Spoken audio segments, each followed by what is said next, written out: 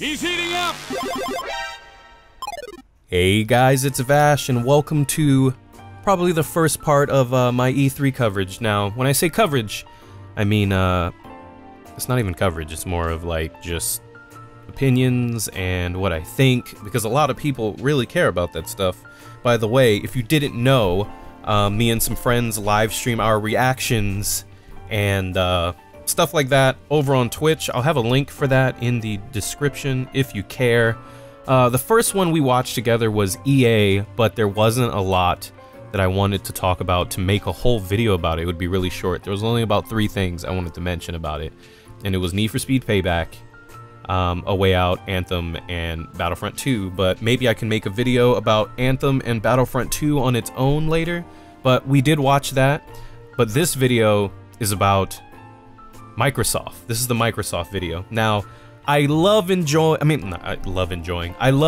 very interactive-ish kind of videos with like trailers going on and relevant things. What I don't like is I don't like getting the living shit copyrighted out of me, which happens every year during E3. So we're just gonna go boring this year, and we're just gonna have a photo of what I'm talking about so you guys get the idea and you listen to what's going on, because I'm not in the mood to have all that going down. So at the Microsoft press conference that we watched earlier today, which means I think this is going up tomorrow, so it'll be yesterday for you guys, they showed off the Xbox One X, which was Project Scorpio. Xbox One X. Xbox One X, huh? Huh. Okay. 4K native? 4K Blu-ray? $500. Price is gonna be $500. Xbox S price goes down to $249.99. So price drop on the Xbox S, price on the Xbox One X. Now, a lot of people don't understand about the Xbox One X. A lot of people are like, well, it's just it's $500. I don't know. A lot of people don't. A lot of people think about themselves, because I guess people in general are selfish people. But as Xbox One X, I see it this way. I look at it as the cheapest way you are going to get 4K gaming. I know there's a lot of people that are like, well, just make a PC. Just build a PC with $500. But it's like, you cannot build a computer that can run 4K for $500. You're not going to be able to. Even if you don't give a shit about 4K gaming, what if you like 4K Blu-rays that aren't upscaled? Then you can put a little bit more money into it and have an Xbox. I mean, you know what I mean? You get my point. Like, there's a lot of people this doesn't interest a lot of people, but I don't know, I don't think it's stupid. A lot of people are like, that's just stupid. But it's like, I mean, what about people that don't own Xboxes? Now they can get an Xbox? Whatever, dude. You know, you get what I'm saying, right? You get what I'm saying. I look at it this way. It's the cheapest way people are going to be able to get 4K gaming, I guess. I know the PlayStation Pro does 4K, but it is upscaled. But to me, who cares? Who cares? Who cares? And I don't mean who cares, like who gives a crap about the Xbox One. I mean, like, who cares about, like, if you just, I don't know, just let people, if they want to buy it, they want to buy it. I mean, I have an Xbox One, and I don't play it that much, and it acts up a lot. What if one day I give my Xbox to somebody for their birthday, and then I could buy an Xbox One X if I ever decide to get a 4K television? Sure. But I wouldn't do that, because I don't really play it, so it would be a waste of money. Because it'd be, you know, $500 to play nothing. That I don't know. Xbox One X, what do you guys think? You gonna get it? It's not. Remember, it's whatever. To me, like I said, if I actually played more games on my Xbox, I would. I mean, why not? But I don't. The next thing we're gonna talk about is Forza. They always show Forza every year, and every year I always say that I don't care. I'm not a huge racing fan. I just like Mario Kart and older Burnout games. I've never been like a huge racing sim kind of guy. I don't even like driving in real life, so I would not like to drive in video games. So that's about that Forza. Metro Exodus. Wow. Now, the Metro games, I played a little bit. I never beat 2033. I played a little bit of Last Light, and I never beat it. The games were fun. They were a lot of fun, but Exodus looks pretty good. I remember reading after the press conference that it is going to be what am I talking about? It's going to be open world.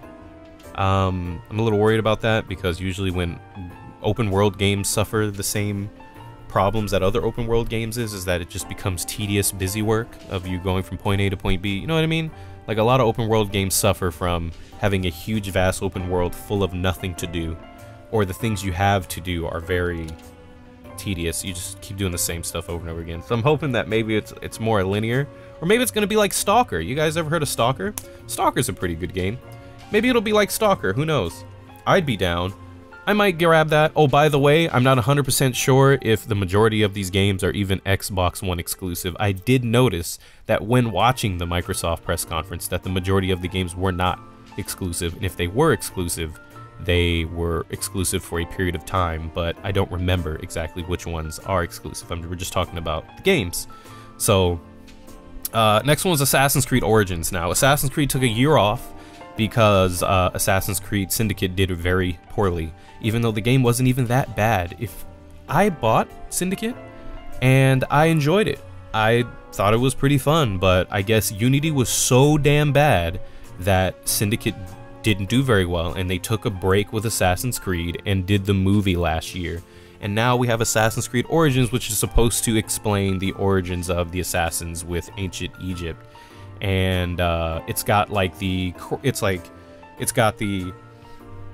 have this hawk that can mark people, and like your gear has like levels now, and like enemies have levels of deadliness and all that stuff. It looks pretty interesting. Still looks like Assassin's Creed, but it actually looks pretty decent. I mean, like I said, Syndicate wasn't bad.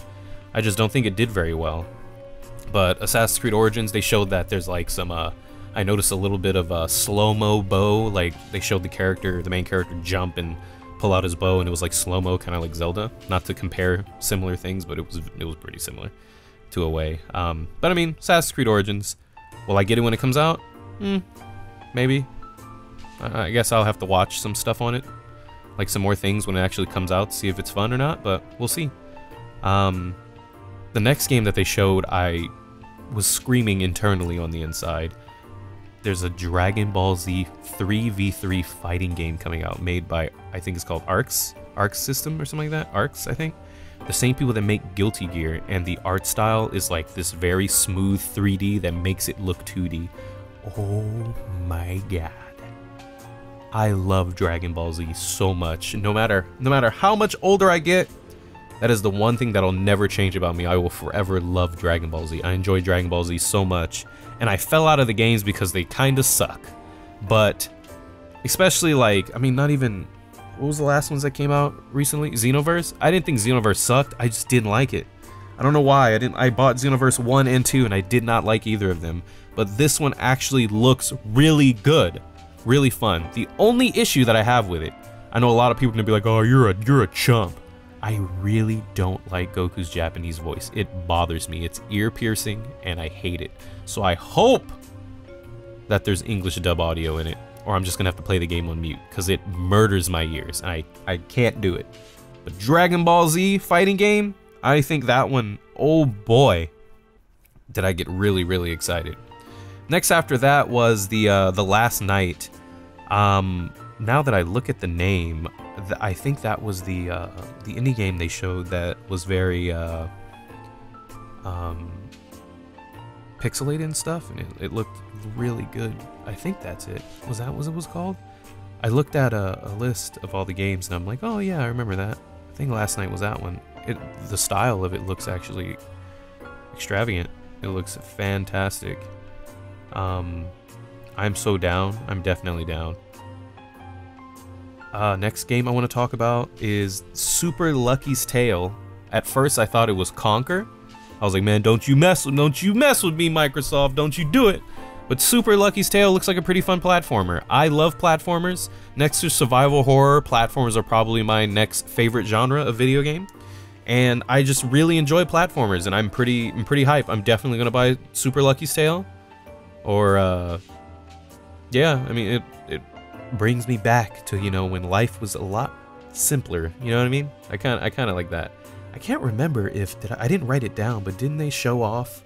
I think they showed off the Life is Strange prequel too during the Xbox conference. I think so. Ugh. I was talking about this in the chat earlier. It's like Life is Strange is one of those games that, like, I've always been told that when you play video games and it emotionally affects you, then it did a good job.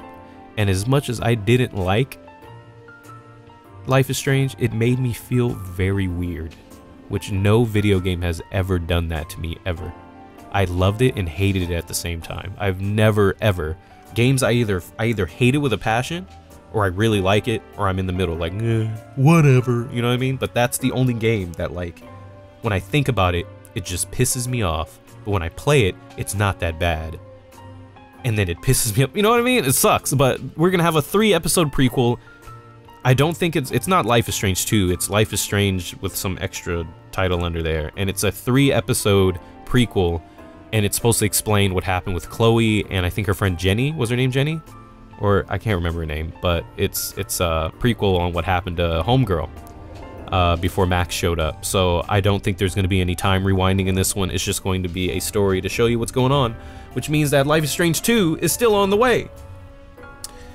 Boy, am I excited. Next, after that, they talked about the Cuphead release date. It comes at the end of September, I believe. I can't remember. For some reason, September 18th and September 29th are both in my head. I can't remember which one.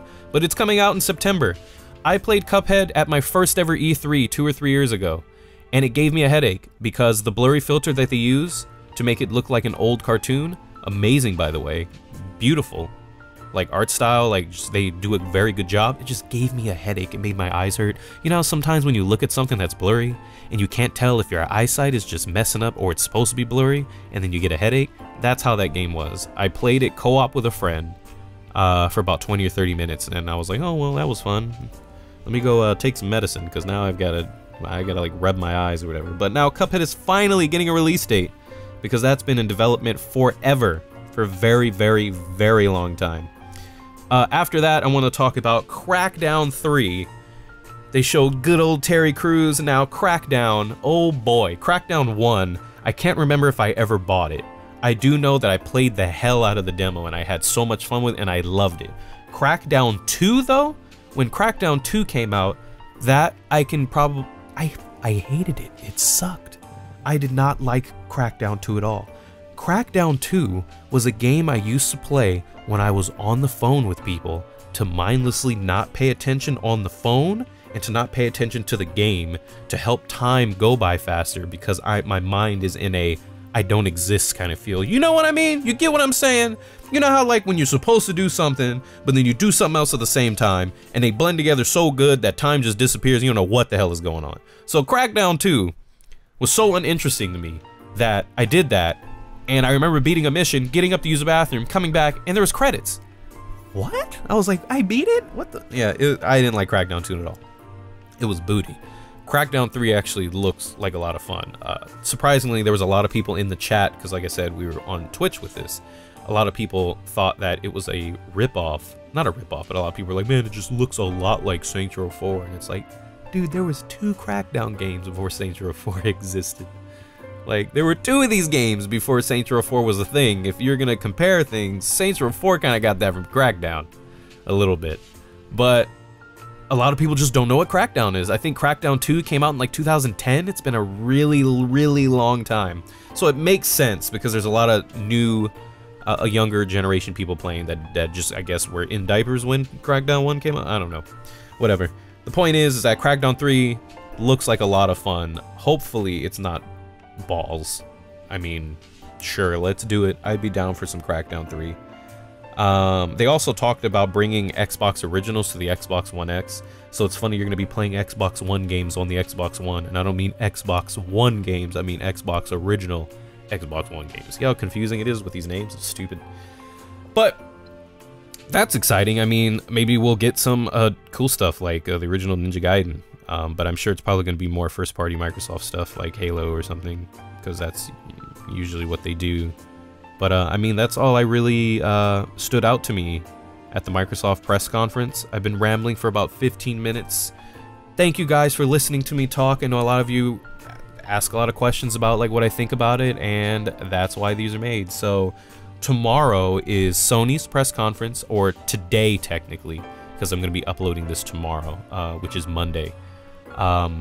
We will be doing a live reaction, thoughts and discussion about it on Twitch, and then I will be making another video for this. Like I said, I apologize if the video was kind of boring with just pictures, but YouTube limits creators, sadly, if you don't like getting just butt blasted by copyrights, which every year I'm always afraid of getting really bad takedown notices for. I think I got a takedown notice for EA last year. Which I guess I'm glad this year EA didn't really have much that interested me to make a whole video about. But I'm probably going to make a video about Battlefront 2. Oh, wait a minute. They talked about Anthem at Microsoft's, didn't they? They did, my bad. I'm looking at my notes right now, and I wrote Anthem in the wrong section. They did talk about Anthem at the Microsoft press conference, and oh boy! Before we, let's rewind it. Let's rewind it, hold up. Anthem looks like so much fun. Oh my god. You can get in like this little mech and you can fly and shit. You can be like Iron Man. I was so amazed. I'm like, oh boy, that's gonna be a lot of fun. It's gonna be co-op. Every suit has its own like abilities. Did I mention you can fucking fly? You can fly and shit. Oh my god, that's what I love, games where you can fly in. I'm sorry, I'm maybe a sucker. Give me a jetpack. Or like, I'm not talking that like pussy jetpack, the one where you just like poot and you like float a little bit. I'm talking straight up like flight. And I'm sold, dude. You can, woo! That game looks like so much fun. That's actually something I'm really excited for. There are not many things that they showed at E3 this year so far, out of the 2 press conferences that we watched, that I actually got excited to play, besides Dragon Ball Z, because I love Dragon Ball Z. But the point is that I should have wrote Anthem in the right section so that I would talk about it right. But boy, does that look like a lot of fun. Like a lot of fun. Oh boy, I'm getting like low-key like Division flashbacks. And what I mean by Division flashbacks is they did the whole the simulated gamer talk, which is bullshit, as you as I both know that, because gamers don't talk to each other like that. There's a lot more like naughty language talking about mamas and stuff, you know what I mean? But I just hope that this game actually comes out and is pretty good, because like I said, I was hyped as hell for the Division, and it took so long to come out that by the time it came out I did not care anymore at all. And then when I finally got it when it came out, I didn't like it. I didn't think the Division was very good, even though that has nothing to do with what we're talking about, but you get my point. I got like Division vibes with this game, where I got super excited, and now I'm like, ooh, I don't want to get disappointed. Maybe I should calm down a bit before I cry about it later. You know what I mean? But there we go. That was it. I did miss one. I missed that one game, but we covered it. We took like 2 extra minutes. We're at 18 minutes now. Like I said, today, which is Monday, we will be doing the Ubisoft press conference and the Sony press conference, which then Monday night I will make videos about, and I will upload them Tuesday morning. So yeah, that's pretty much all I got to say about the Microsoft. I guess out of 10, I give Microsoft like a 6, because they did show game like they didn't last year. It was a hell of a lot better than last year. They did show a lot of games, just the majority of the games I didn't care about. But that's just me. Like I just, you know, I don't really care about Forza or that kind of stuff, but I mean, there was just a large chunk of games that I'm like, ooh, next, you know what I mean? But at least they're pumping out games to us, giving us what we actually want, video games. Another problem is that Microsoft is doing their whole, like, you know, play on Xbox One and PC, which is just further showing you that you don't need an Xbox to play the majority of their games, which, you know, kind of sucks, because then that's not going to sell Xboxes. That's going to get people to buy on PC. But then if you remember how bad it is to buy stuff from the Windows 10 store, then maybe you will buy it on Xbox, because oh boy, getting Gears of War 4 was a friggin' nightmare on PC. Holy hell. If I would have known it was going to be that bad, I would have just got it on Xbox. It was pretty bad. It was disgusting. Took a while to get the game, but when it got the game, it ran like a charm, ran like a dream, smooth as butter. But it took me like 4 days to get the game to actually download, because I had so many issues with the Windows 10's shitty store. But hopefully that'll be all fixed up by the time the new stuff comes out. Yeah, like I said before, I will have some more stuff, E3 related stuff up for you guys tomorrow. I was thinking about maybe doing a video on Bethesda. Let me know if you want to see it or not. Bethesda, all they really talked about was Evil Within 2 and Wolfenstein, and then just Fallout VR and Skyrim on Switch. Who cares?